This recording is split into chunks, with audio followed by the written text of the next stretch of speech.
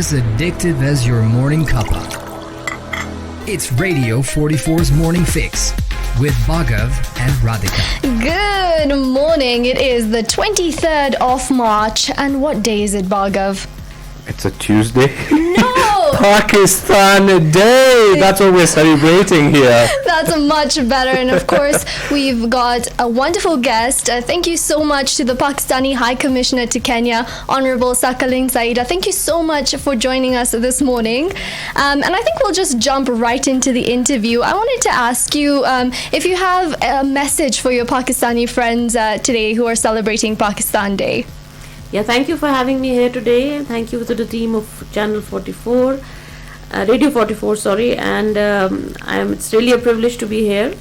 And today on the Pakistan Day, I would like to say that, we as Pakistanis should pay homage to the founding fathers of Pakistan, whose services and sacrifices led to the creation of a separate homeland.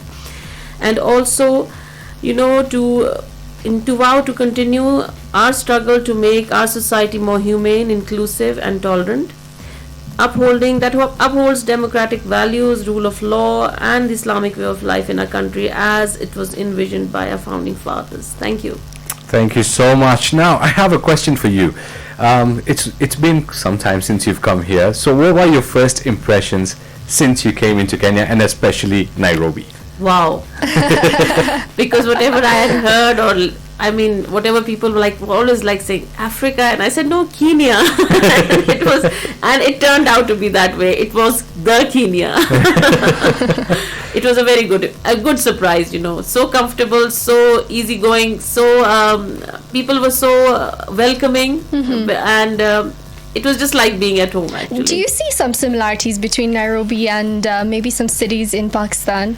Yes, of course, especially some of the architecture, like in Mombasa, the architecture resembles a lot Islamic, with Karachi. Yes. Yeah, with Islamic Karachi. architecture. And apart from that, the British architecture. Oh, Right. yes, as well, yeah. But in Nairobi, it's more like, Nairobi is like Lahore actually. Full of life, bustling, and you can get all kinds of foodstuffs everywhere because Lahore is known for that. But the weather is better. Weather is excellent, A little bit calmer. Well, we're glad you are enjoying it here. We have loads more questions and we'll be celebrating Pakistan Day. So keep it here to the Morning Fix. Up next, we've actually got a Pakistani singer. This is Tu Hi Mera by Shafqat Amanat Ali. This is one of my favorite songs. He is very good. And this song just touches my heart. You're listening to it on Radio 44 91.6 FM. It's right to play Atif Aslam today because it is Pakistan Day and we've got the Pakistani High Commissioner to Kenya with us. And I'd just like to ask you a little bit about the relationships between Kenya and Pakistan. How does that relationship actually work? Is it a healthy one, a productive one? We had a High Commission over here since 1952. 64 we became a Kenyan High Commission for Kenya. Before that it was just East African. Our relations have been very slow, but they're trying to pick up as well. But one thing I'd like to mention that Pakistan is one of the biggest export destinations of Kenya. We almost import 41% of tea from Kenya. Wow. And it's a very traditional trade. And lot of exemptions and lot of things we give to the Kenyan tea because that is one of the trade that has been going on for the last 9 to 10 decades now. And then also the tea that goes to Central Asia and Afghanistan, that also docks in Karachi. So almost 65% of the tea really comes to Pakistan and then is disseminated everywhere. This is something that is not highlighted. Then rice has been coming over here since 2019 we started with Look Africa, then we got Engage Africa policy, and for the first time we had an economic footprint, and that was by hosting of Pakistan Africa Trade Development Conference in 2020. We hosted almost 26 African countries in Nairobi, and we hosted 300 businessmen from Pakistan. So it was first ever event, and our foreign minister and commerce minister for the first time came here. And I am very thankful to Honorable President Uhuru Kenyatta. He inaugurated the event for us. Wow.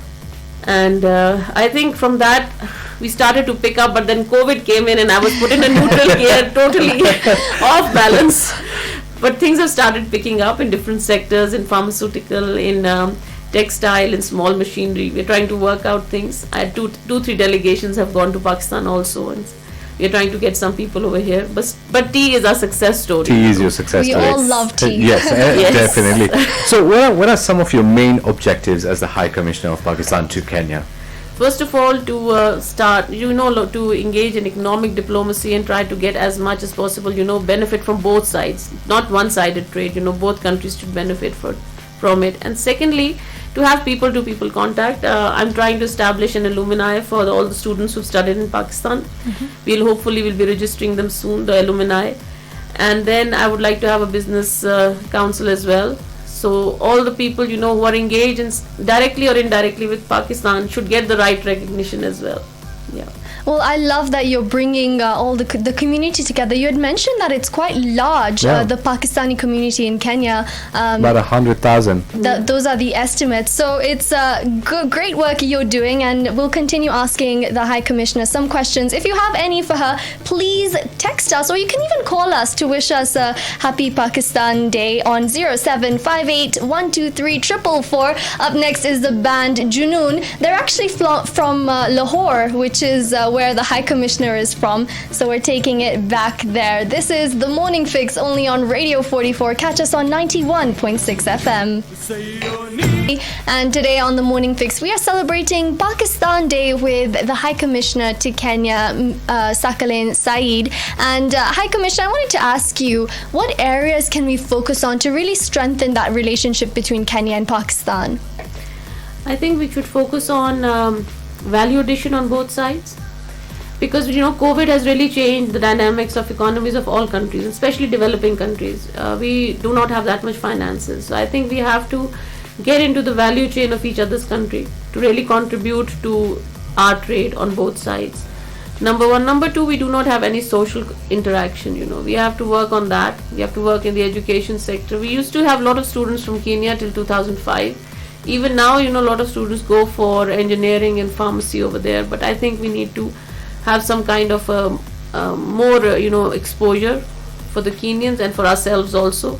So we are planning, hopefully, if we can have once the COVID recedes, we can have a little expo over here. That will be the first ever education expo. From Pakistan. Yeah, from Pakistan. Yeah. I mean, I love that, because developing countries, we really need to stand together. Yeah. That's the only way we can grow. Otherwise, it's always a game of exploitation. So I love that message there. And then, you spoke about COVID. We've recently heard the news of President of Pakistan, Imran Khan, contracting COVID, that two days after getting the jab. Yeah. What are your thoughts on this, and how is he? Is he recovering well? Yeah, he's okay. He's recovering well, and the Prime Minister is the Prime Minister, by the way. Prime Minister. We're so used to President. President, yes, yes. Prime Minister. Prime Minister. The Prime Minister is doing well. He's on the way of recovery. I think his symptoms are not so severe, but being a leader or being a public figure, it's very difficult to avoid COVID, and this is something which I have understood, that you have to have some interaction, and he's a very on-hand kind of a person. He wants to be there and wants to talk to people. So I think that is one of the things. But he's had his first jab, so hopefully he'll be okay. Right. Yeah. Well, that's some encouraging news. And you're right. His job is almost like a frontline worker, because he needs to sort everything out. And we wish the Prime Minister of Pakistan a healthy recovery. And I hope he's enjoying his Pakistan Day in isolation. Unfortunately, this one has to be in isolation. We're still in conversation with the Pakistani High Commissioner. So send in your questions, 0758 123 444. In a bit, we're playing some more Atif Aslam. We have some more Rahat Fateh Ali Khan. So keep it here to Radio 44.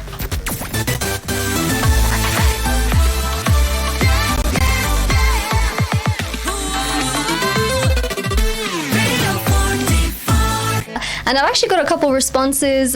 We have Raheem, who's tuned in to see and he's saying very happy to see the High Commissioner in studio. Happy Pakistan Day to all our Pakistani brothers and sisters. Thank you, Raheem. We have a couple more questions for the High Commissioner. I just wanted to ask, how are you celebrating Pakistan Day here in Kenya today? Today we are going to have a virtual flag hoisting ceremony. We cannot have a reception today because of the COVID restrictions, but hopefully flag hoisting will be at 12:45. It's virtual. We've shared link everywhere. And apart for the reception, we are going to be having a naval ship coming in Mombasa by the end of this week. It's a goodwill visit. Almost every year they come.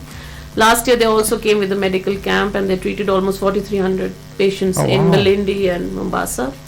But they come every year, so they'll be here next weekend, and then we'll be having a little short reception. We normally have it on the ship, but because of the COVID, now we'll have it on the jetty. But then we'll invite a few community people and local officials for the reception over there. Wow, that's at least you're still celebrating in a safe method. During COVID, everything seems to be getting cancelled. But just any last thoughts you have on Pakistan Day, any message to our Pakistani listeners, you can tell us about those now. Yes, first of all, I'd like to say Happy Pakistan Day, and I hope, we can live up to the ideals of our forefathers. But, we are going through a pandemic, and at the moment, we need to salute our heroes, especially the health workers, the teachers, and all the concerned departments who have played a great role in COVID-19 and provided health care and provided safety measures, educated people in this hour of need. Especially the health workers and the untiring efforts in which they have, helped the world actually, not only Pakistan but Kenya and the rest of the world at the time of crisis. I really would like that we should all follow the SOPs concerning the COVID-19 so that we can overcome the third wave and we keep ourselves safe and the others safe as well. That is a challenge we have, and I think we should try to accept it and work on it. Last of all, I would like to say Pakistan-Kenya friendship zindabad. I love that one. Well, thank you so much for joining us in studio. Bhargav and I are very honored to have someone of your position come in. So thank you so much, and we've really enjoyed the interview.